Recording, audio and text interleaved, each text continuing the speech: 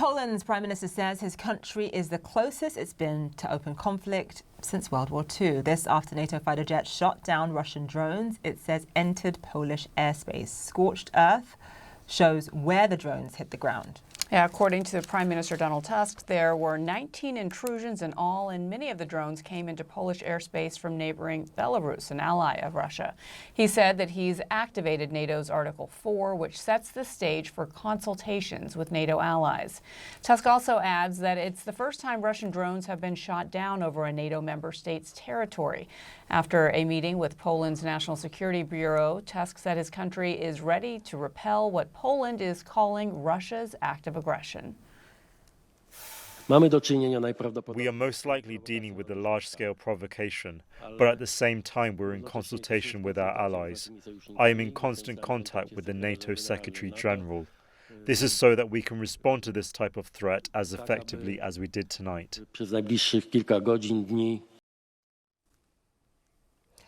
Nick Paton-Walsh is following the story. He filed this report.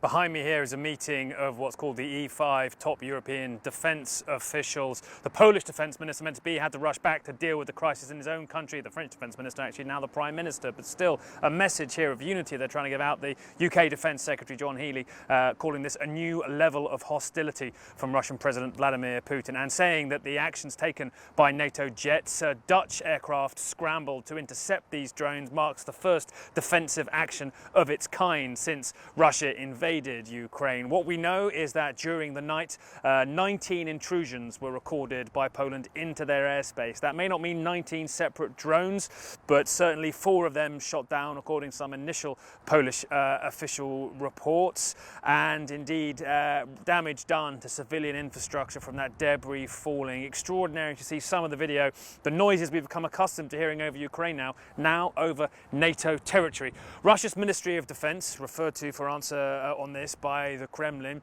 have said they did not intend to target Polish sites. That's not the same as saying they didn't intend to send drones into Polish airspace, but they're also saying they're open to dialogue with Poland on this matter. Polish airspace closed during the bid to counter these drones. Extraordinary to even imagine, frankly, this moment of NATO's eastern flank security being in doubt this far into Russia's invasion of Poland. A significant escalation by Moscow, whether they try to suggest this was potentially a navigational error or the result of GPS jamming or something, as they may do in the days ahead. Clearly a designed move here to test NATO's response. So far, when I stepped out of here, we have not heard of concrete measures potentially from NATO to respond to this, or the UK Defence Minister did say they would be instructing UK forces to look at ways of bolstering Poland's air defences. But a real moment of test here, certainly for the White House as well. I should remind everybody that on Sunday, when asked after her pretty horrific record assault against Kiev, President Trump was asked if he was ready for the next wave of sanctions against Russia. He said he was. He said he talked to Vladimir Putin very soon. He said indeed that European leaders would be going to DC to talk with him about that. None of that has happened now on Wednesday, and he said those visits would occur by Tuesday. So a lot of questions now as to Trump's response, whether there will be a unified NATO response, including the US, to this extraordinary, unprecedented violation of Poland's airspace. I should point out there are many concerned that this may just be the beginning, that Russia may be trying to test and see what pushback it gets from NATO from trying something like this, and then may again try to violate Poland or other Eastern NATO members' airspace. And indeed, I should also point out to everybody that this was part, it seems, these drones launched as part of another substantial attack against Ukraine. 400 drones launched that same night. The fact that some of them strayed into NATO airspace, a remarkable sense that the Kremlin feels buoyed, feels potentially after the summit in Taijin that it had in the beginning of this month, that it has increased support from China and possibly India, and certainly that we've seen over the past 48 hours with 24 pensioners killed in a single strike in Donetsk by a Russian aerial bomb, Moscow upping its aggression rather than the opposite. Many thanks to Nick Paton-Walsh for that report. Let's get some more perspective on this. Let's bring in the former US Ambassador to Poland and Sweden, Mark Brzezinski. It's a pleasure to have you on the show. Certainly the perfect person to talk to about all of this. So here's the thing. Russia is saying this was an accident. Most experts believe that this was possibly intentional to some degree. We know that Article 4 was triggered. That triggers consultations, but not necessarily a military reaction. When it comes to NATO's response, given that Vladimir Putin only seems to understand the language of aggression, what is the right response by NATO here, do you think? It's hard to avoid the conclusion that there is a degree of mission creep on Putin's part as he continuously spreads this conflict to the West. And you remember that for President Joe Biden, the worry about expanding the war was the fundamental worry. And it looks, frankly, like President Putin, step by step, is doing that. It's hard to believe that 19 incursions, multiple drone attacks on Poland last night were a, quote, accident. In 2022, when I was ambassador here in Poland, and 2 Polish citizens were killed by an errant missile that came in from the east, the Kremlin was the first to the podium to say that this was an accident. It was not from them. It was an accident deployed by the Ukrainians. This time, the Russians did not exactly deny that they were behind this.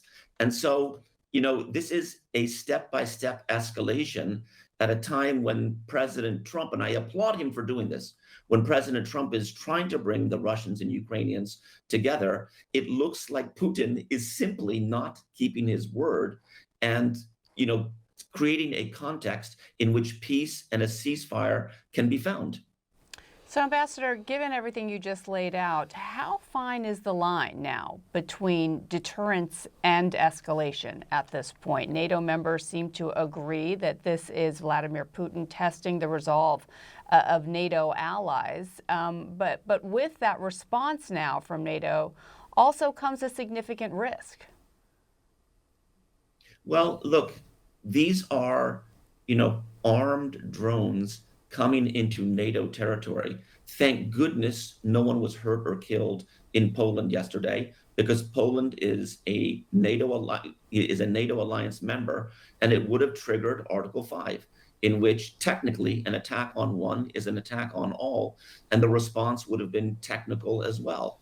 We don't want this horrific conflict in Ukraine, which has claimed over 1 million casualties, to spread. But that's precisely what these incursions can trigger.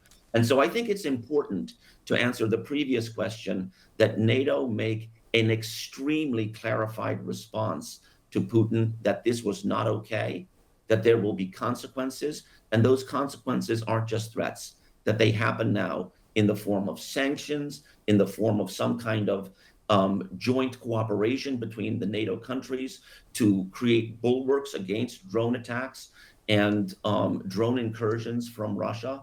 Something should be done to visibly convey to Putin that there will be consequences when these things happen, and this is step one of those. Is this the kind of thing that will at least trigger a greater increase in European defense spending at the very least? That's a great question. And I think even a couple of weeks ago, after the Trump-Putin meeting in Alaska, there was a focusing of the minds among European leadership that Ukraine is not just an American problem. It's actually a European problem. And the Europeans are going to have to cooperate, develop a security strategy, and begin to deploy resources, meaning money, to pay for security and ultimately the rebuilding of Ukraine. I think this will what happened last night in Poland, a NATO pact country, an EU country, will further concentrate the minds of the Europeans, that the Europeans will have to collectively engage on this and develop probably a European unified response to address this. But I'm hopeful, based on what happened the last couple of weeks, that the European leaders are up for it.